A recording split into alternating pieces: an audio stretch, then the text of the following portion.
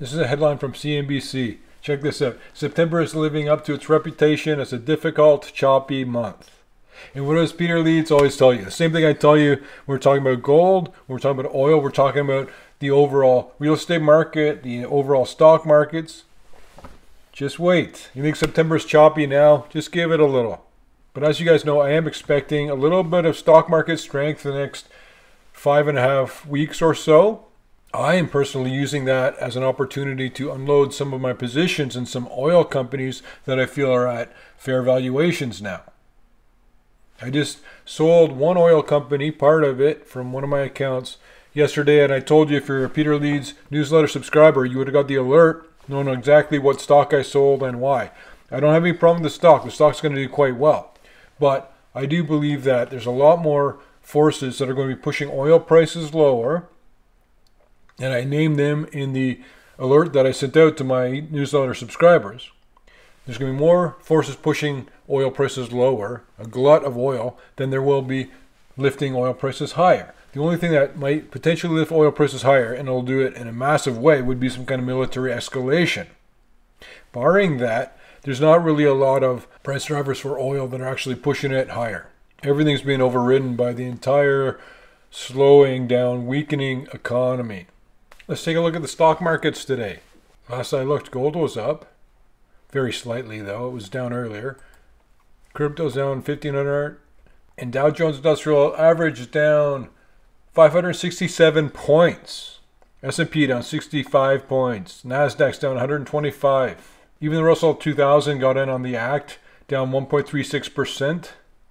While the VIX, or the fear index, or the fear gauge, has spiked 6.45% today.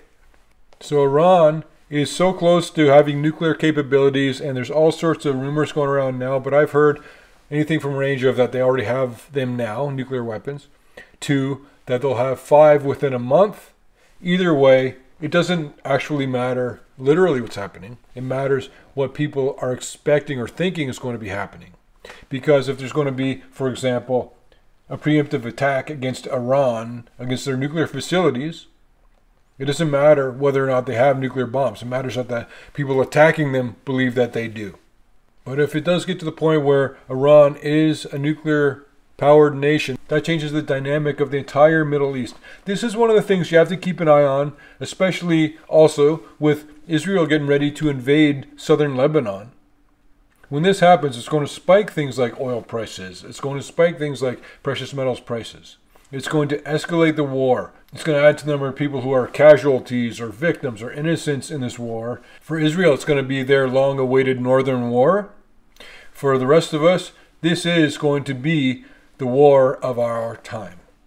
And I'm not expecting it to stay localized to Israel and Lebanon, Hezbollah in Lebanon. I'm expecting it to expand, and I am expecting it to involve America, which means that you've got Russia, Iran, China, North Korea, United Kingdom, Canada gets involved, all our NATO allies.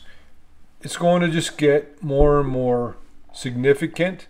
And again, and I've told you this so many times, and I just recently brought it back, I'm going to tell you again what I always tell you. You're going to want to own some gold. All these articles are from CNBC. Consumer prices rose 0.2% in August as annual inflation rate hit its lowest since early 2021.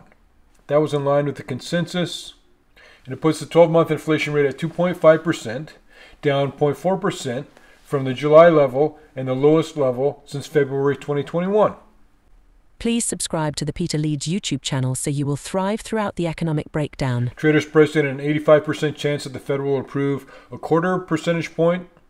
85% of traders are expecting a 0.25 point cut at the meeting coming up next week. 2 key inflation reports this week will help decide the Fed's interest rate cut. Consumer price index and producer price index readings are both giving the Federal Reserve clues about how much of a cut they should do. It's looking like, and 85% of traders right now are expecting a 25 basis point cut, interest rate cut. And some were talking about half point, but the consensus among the majority is for a 0.25 point cut next week.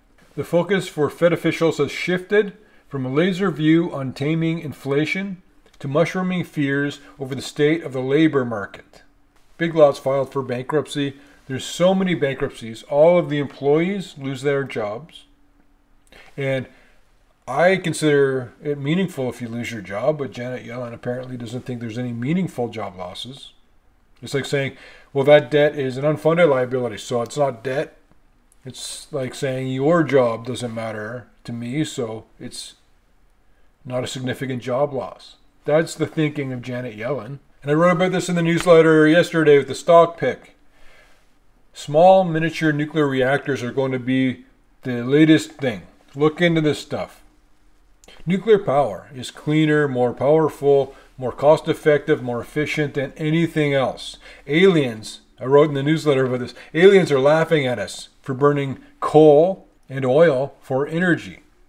They're using nuclear, I'm sure, or something even more amazing than that, but the world will go nuclear. It's a matter of time. It's an idea whose time has come. There's the odd accident, and that sort of puts people back for a few years, but nuclear power is obviously the way of the future. Small nuclear reactors could power the future. The challenge is building the first one in the US. And in my newsletter, I put a link to the first one in North America, which is in Canada. You see, these already exist. It's already happening. It's rolling out now.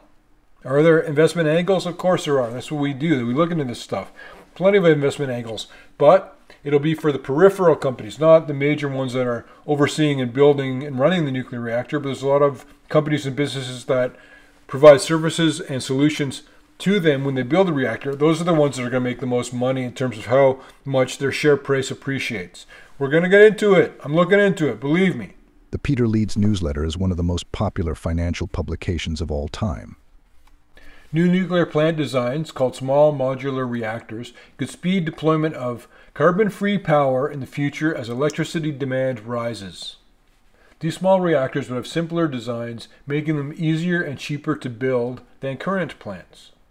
But the cost of building a first-of-its-kind project has been a hurdle to commercializing the technology in the United States. And about that I'll say, no one else is waiting for you guys.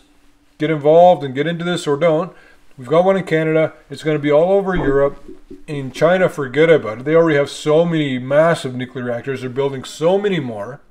But they're going to do this as well. And then you'll see them going in India. Maybe we'll get to South America. Russia's going to be all over this. I can guarantee you that. Several power companies are looking at upgrading existing plants with these smaller reactors. Now listen to this one from CNBC, and it's one of the signs that you get where you can look back and say, were there any signs before the massive crash? You can look back and point to certain things. This is one of them. Federal Reserve unveils toned down banking regulations and victory for Wall Street. A top Federal Reserve official on Tuesday unveiled changes to a proposed set of U.S. banking regulations. Introduced in July 2023, the regulatory overhaul known as the Basel Endgame would have boosted capital requirements for the world's largest banks by roughly 19%. And that would have been good and it would have been healthy. But there's a lot of power with the Wall Street insiders, and they're going to make things happen the way they want things to happen. The Office of the Comptroller of the Currency and the Federal Deposit Insurance Corp have agreed to resubmit the massive proposal with a more modest 9% increase to big bank capital, according to prepared remarks from Fed Vice Chair for Supervision Michael Barr. These are just a couple of snippets today. There's so much going on. I just had to get this video out.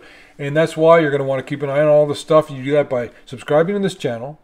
You get in touch with me directly all the time. Get a special newsletter if you become a Peter Leeds Insider by going to peterleeds.com/insiders. For the cost of a cup of coffee, you're keeping us sponsorship free. That's why you're not listening to advertisements at the beginning of every video.